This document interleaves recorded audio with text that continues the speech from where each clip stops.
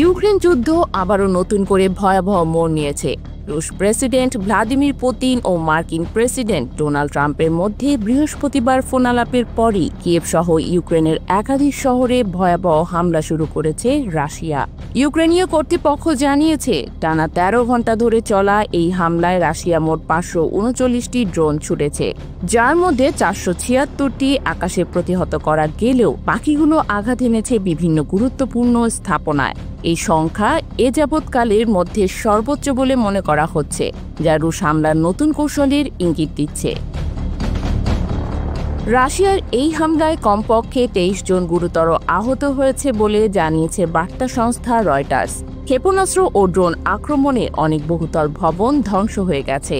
কিয়েভের rail station এবং একাধিক অ্যাম্বুলেন্সও হামলার শিকার হয়েছে।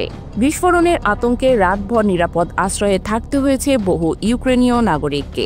কেউ আশ্রয় নিয়েছেন ভূগর্ভস্থ মেট্রো স্টেশনে, কেউ বা পার্কিং লটে।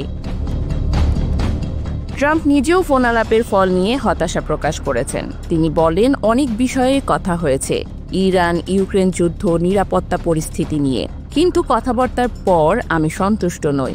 ইউক্রেন নিয়ে কোনো অগ্রগতি হয়নি। তিনি আরও জানান, শিগগিরই ইউক্রেনের প্রেসিডেন্ট জেলেনস্কির সঙ্গেও কথা বলবেন। এদিকে রাশিয়ার বিরুদ্ধে নিষিদ্ধ রাসায়নিক অস্ত্র ব্যবহারের গুরুতর অভিযোগ এনেছে নেদারল্যান্ডস। দেশটির প্রতিরক্ষা মন্ত্রী জানিয়েছেন, তাদের গোয়েন্দা সূত্রে প্রাপ্ত তথ্য অনুযায়ী রাশিয়া ইউক্রেনে বারবার নিষিদ্ধ ক্লোরোপিক্রিন ব্যবহার করছে, যা প্রথম বিশ্বযুদ্ধে ব্যবহার হয়েছিল, যা বর্তমানে আন্তর্জাতিকভাবে নিষিদ্ধ। ইউক্রেনে যুদ্ধ থামানোর আশ্বাস দিয়ে দ্বিতীয় মেয়াদে ক্ষমতায় আসা ট্রাম্পের জন্য এটি একটি বড় চ্যালেঞ্জ হয়ে দাঁড়িয়েছে। এখনও পর্যন্ত কোনো শান্তিপূর্ণ সমাধানে পৌঁছানো যায়নি, বরং যুদ্ধ যেন আরও জটিল ও বিধ্বংসী রূপ নিচ্ছে।